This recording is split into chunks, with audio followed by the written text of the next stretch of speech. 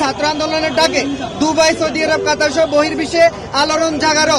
আমরা সেই প্রবাসী শ্রমিকরা দীর্ঘ 6 মাস থেকে উপদেষ্টা সরকার গঠনের পর থেকে আমরা স্বরাষ্ট্র, পররাষ্ট্র এবং কি প্রবাসী কল্যাণ মন্ত্রণালয়ের দায়িত্বে যিনি আছেন উপদেষ্টা আসিফ নজরুল স্যারের সাক্ষাতের জন্য আমরা ধারে ধারে গিয়ে 4 বারের মতো আমরা প্রতারিত হয়েছি। আসিফ নজরুল স্যার আমাদের সাথে বসবেন বলে একবারও আমাদের সাথে বসেননি। এর পরিপ্রেক্ষিতে আমরা বহির্বিশ্বের প্রবাসীরা মিলে এক হয়ে আজকে এই আন্দোলনে ডাক দিয়েছি। আন্দোলন থেকে আজকে আমরা যদি সরাসরি প্রধান উপদেষ্টার সাক্ষাৎ না পাই তাহলে আমরা বহির্বিশ্বের 3 কোটি প্রবাসী মিলে রেমিটেন্স শাটডাউন দেওয়ার মতো কর্মসূচি আমাদের ঘোষণা হতে পারে। এর পরিপ্রেক্ষিতে আমাদেরকে ডিজিএফআই থেকে, এনএসআই থেকে আশ্বস্ত করা হয়েছে যে আমাদেরকে 12টার পরে উপদেষ্টা স্যারের সাথে সাক্ষাতের একটা সুযোগ করে দেবে। তাই প্রধান উপদেষ্টা স্যার প্রফেসর ইউনূস স্যার এই মর্মে আমরা এখন পুলিশ প্রশাসনের সাথে আমরা 5 জনের প্রতিনিধি দল আমরা যাচ্ছি। আমরা যতক্ষণ পর্যন্ত উপদেষ্টার সাথে আমাদের সরাসরি সাক্ষাৎ না হচ্ছে ততক্ষণ পর্যন্ত আমাদের এই অবস্থান কর্মসূচি চলবে।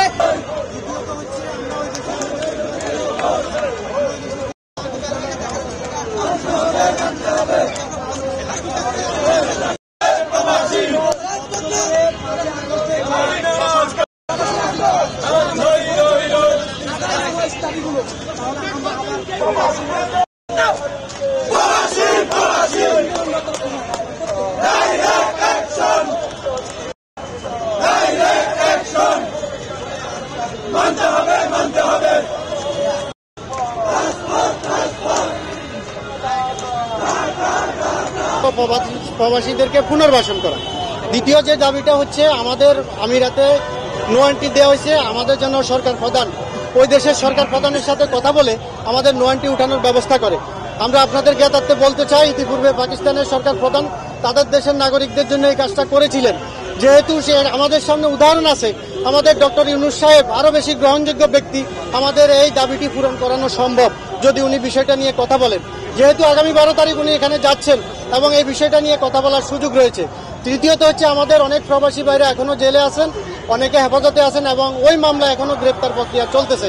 আমরা চাই যে সরকারি উদ্যোগে ওই মামলাটা প্রত্যাহার করানোর জন্য অনুরোধ করা হোক, যাতে করে আমাদের নতুন কোনো প্রবাসী আর এই মামলায় না ফাঁসে এবং ক্ষতিগ্রস্ত না হয়। চতুর্থত হচ্ছে যে আমাদের বিরুদ্ধে যারা ষড়যন্ত্র করেছিল ওই দেশের আওয়ামী লীগের বিভিন্ন পর্যায়ের নেতা, বিভিন্ন কূটনৈতিক, তাদেরকে তদন্তপূর্বক আইনের আওতায় এনে শাস্তির ব্যবস্থা করা।